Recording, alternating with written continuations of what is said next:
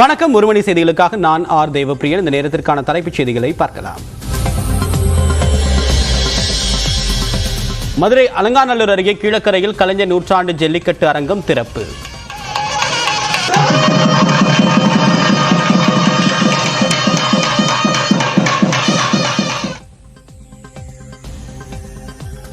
ஜல்லிக்கட்டு போட்டிகளையும் தொடங்கி வைத்தார் முதலமைச்சர் மு க ஸ்டாலின்.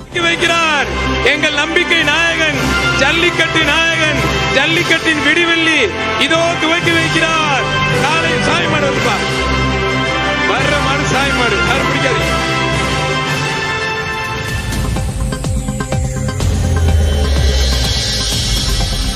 சாதி பிளவுகளும் மத வேறுபாடுகளும் தமிழர் ஒற்றுமையை சிதைக்க உருவாக்கப்பட்டவை. தமிழர் என்ற அடையாளத்தோடு பண்பாட்டு விழாக்களை ஒற்றுமையாக நடத்துவோம் என்று முதலமைச்சர் மு க ஸ்டாலின் பேச்சு.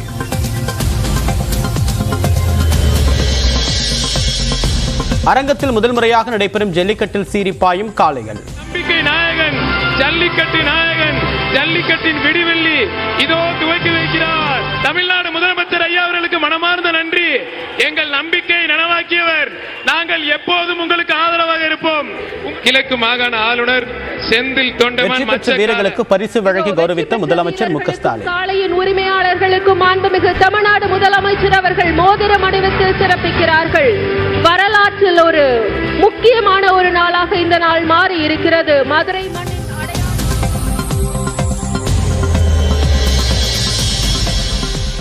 தொகுதி பங்கீடு தொடர்பாக திமுக காங்கிரஸ் இடையே வரக்கூடிய 28ஆம் தேதி ஆலோசனை. அண்ணா அறிவாலயத்தில் முகுல் வாஸ்னிக் தலைமையிலான குழுவை சந்திக்கிறது TR பாலு தலைமையிலான குழு.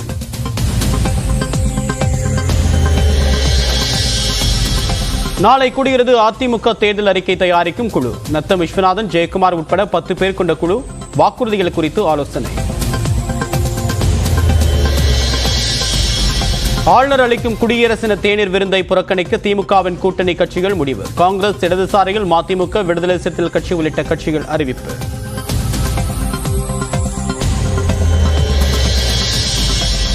மக்களவைத் தேர்தலில் போட்டியிடுகிறார் கமல்ஹாசன். மக்கள் நீதி மற்றும் நிர்வாகிகளிடம் உறுதி.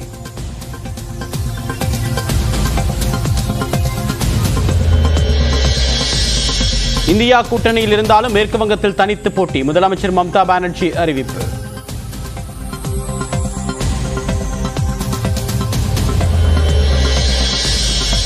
முதலமைச்சர் பற்றி அவதூறாக பேசியது உட்பட முன்னாள் அமைச்சர் சி வி சண்முகம் மீதான 2 வழக்குகளை ரத்து செய்தது உயர்நீதிமன்றம். மேலும் 2 வழக்குகளை ரத்து செய்ய நீதிபதி ஆனந்த் வெங்கடேஷ் மறுப்பு.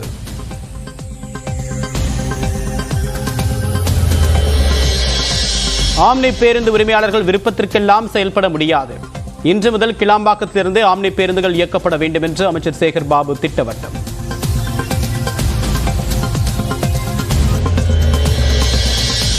சென்னையில் ஜெயலலிதாவின் வீடு எதிரே சசிகலாவின் புதிய வீடு. காலையில் பூஜைகள் செய்து குடியேறிய சசிகலா.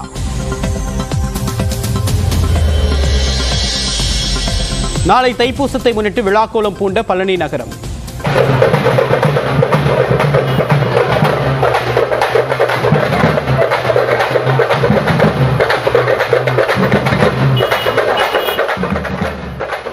திருச்செந்தூரிலும் காவடி எடுத்து பக்தி பெருக்குடன் குவியும் பக்தர்கள்.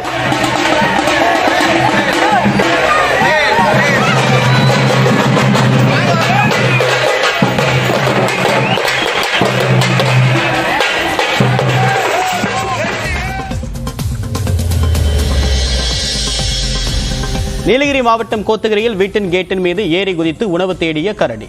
கூண்டு வைத்து பிடிக்க பொதுமக்கள் கோரிக்கை.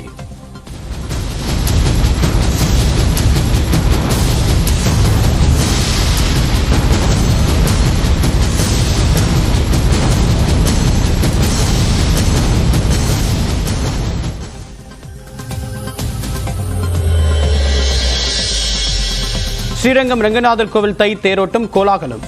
பக்தர்கள் ரங்கா கோவிந்தா முழக்கங்களுடன் வடம் பிடித்து இழுத்து பரவசம்.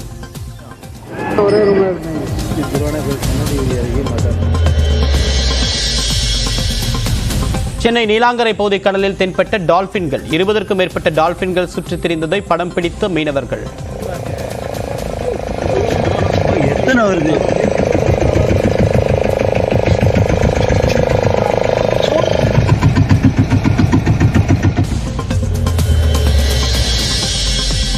தேவக்கோட்டை அருகே மினி டெம்போவும் டிப்பர் லாரியும் நேருக்கு நேர் மோதி விபத்து.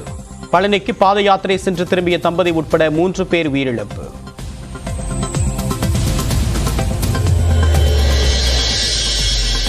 கோடநாடு கொலை வழக்கில் குற்றம் சாட்டப்பட்டவர்களுக்கு மீண்டும் சம்மன். செல்போன் ஆதாரங்களின் அடிப்படையில் மீண்டும் விசாரணை.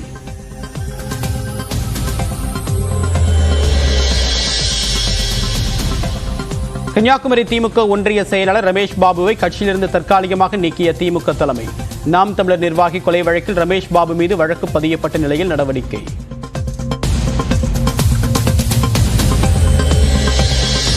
அயோத்தி ராமர் கோவிலில் நேற்று ஒரே நாளில் 5 லட்சம் பக்தர்கள் தரிசனம்.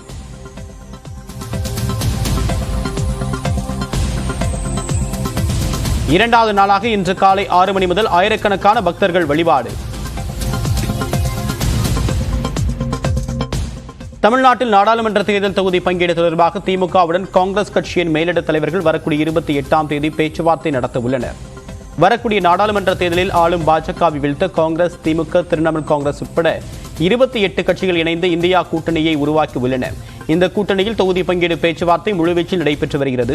காங்கிரஸ் கட்சி சார்பில் தொகுதி பங்கீடு, கூட்டணி உள்ளிட்டவை குறித்த பேச்சுவார்த்தை நடத்த மூத்த தலைவர் முகுல் வாஸ்னிக் தலைமையில் 5 பேர் கொண்ட குழு அமைக்கப்பட்டுள்ளது. இந்த குழுவினர் பல்வேறு மாநிலங்களுக்கு சென்று பேச்சுவார்த்தை நடத்தி வருகின்றனர். அதன் ஒரு பகுதியாக தமிழ்நாட்டில் ஆளும் திமுகவுடன் இணைந்து தேர்தலை சந்திக்கக்கூடிய காங்கிரஸ் கட்சி வரக்கூடிய 28ஆம் தேதி தொகுதி பங்கீடு குறித்த பேச்சுவார்த்தையும் நடத்த உள்ளது.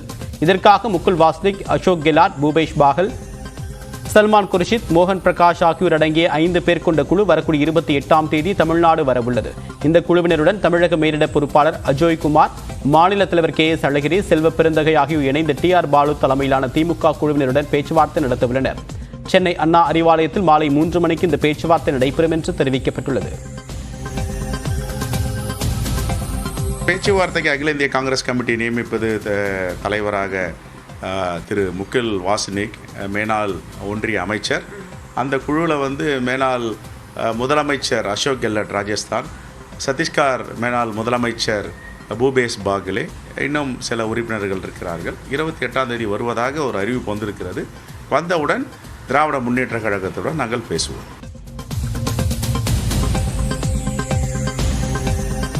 மதுரை அலங்காநல்லூரில் கலைஞர் நூற்றாண்டு ஏறு தழுவுதல் அரங்கை முதலமைச்சர் மு க ஸ்டாலின் திறந்து வைத்தார். சாதி பிளவுகளும் மத வேறுபாடுகளும் தமிழர் ஒற்றுமையை சிதைக்க உருவாக்கப்பட்டவை என்று முதலமைச்சர் கடுமையாக விமர்சித்தார்.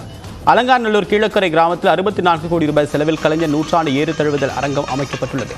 பிரம்மாண்டமாக கட்டப்பட்டுள்ள இந்த மைதானத்தை முதலமைச்சர் மு க ஸ்டாலின் கீழக்கரை கிராமத்திற்கு நேரில் சென்று திறந்து வைத்தார்.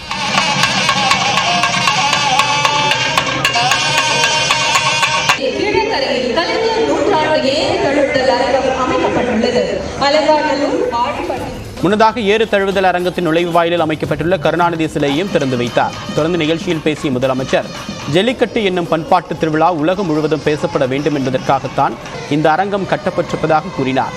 இந்த அரங்கை திறந்து வைத்ததன் மூலமாக வரலாற்றில் தான் இடம்பெற்று விட்டதாகவும் மகிழ்ச்சி தெரிவித்தார்.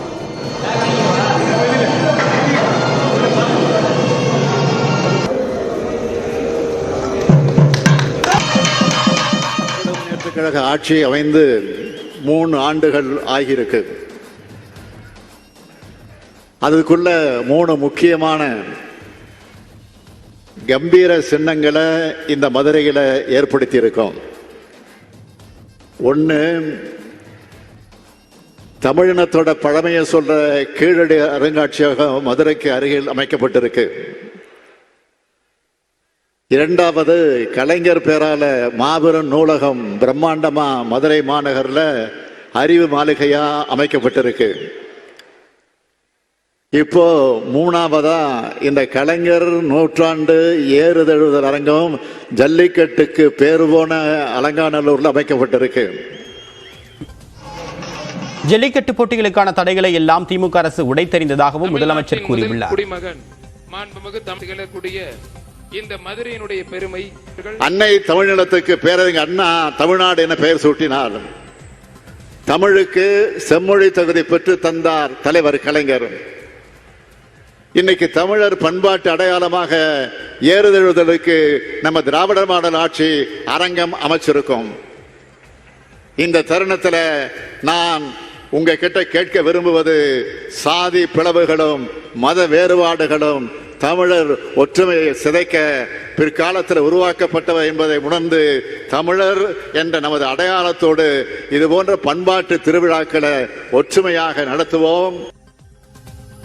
குடியரசு தினத்தன்று ஆளுநர் அளிக்கக்கூடிய தேநீர் விருந்தை புறக்கணிக்க திமுக கூட்டணியில் இடம்பெற்றுள்ள காங்கிரஸ், மதிமுக உள்ளிட்ட கட்சிகள் முடிவெடுத்துள்ளன. ஆண்டுதோறும் சுதந்திர தினம், குடியரசு தினத்தை ஒட்டி ஆளுநர் மாளிகையில் முக்கிய பிரமுகர்களுக்கு தேநீர் விருது அளிக்கப்பட்டு வருகிறது. அந்த வகையில் குடியரசு தினத்தை ஒட்டி நாளை மறுநாள் கிண்டி ஆளுநர் மாளிகையில் தேநீர் விருந்து நிகழ்ச்சி நடைபெறவுள்ளது. இந்த விழாவில் கலந்து கொள்ள முக்கிய அரசியல் தலைவர்கள் உள்ளிட்டோருக்கு ஆளுநர் மாளிகை தரப்பில் அழைப்புதல் வழங்கப்பட்டுள்ளது. இந்நிலையில் ஆளுநர் அளிக்கக்கூடிய தேநீர் விருந்தை புறக்கணிப்பதாக திமுக தோழமை கட்சிகளான காங்கிரஸ், மதிமுக, விடுதலை சிறுத்தைகள் கட்சி, இடதுசாரிகள், மனிதநேய மக்கள் கட்சி ஆகியவை அறிவித்துள்ளன. தொடர்பாக நியூஸ் 18 தொலைக்காட்சிக்கு தொலைபேசி வாயிலாக பேசிய காங்கிரஸ் கட்சியின் மாநில தலைவர் KS அழகிரி, சுதந்திரத்திற்காக போராடிய மகாத்மா காந்தியை ஆளுநர் அவமதித்து விட்டதால் அவர் அளிக்கக்கூடிய தேநீர் விருந்தை புறக்கணிக்க முடிவு செய்திருப்பதாக கூறினார். இதேபோன்று புதுச்சேரியில் துணைநிலை ஆளுநர் தமிழிசை சவுந்தரராஜன் அளிக்கக்கூடிய தேநீர் விருந்தை புறக்கணிப்பதாக திமுக அறிவித்துள்ளது. தேர்ந்தெடுக்கப்பட்ட அரசுக்கு எதிராக ஜனநாயக விரோத போக்கை கடைபிடிக்கக்கூடிய துணைநிலை ஆளுநரை கண்டித்து தேநீர் விருந்தை புறக்கணிப்பதாக திமுக மாநில அமைப்பாளர் சிவா தெரிவித்துள்ளார்.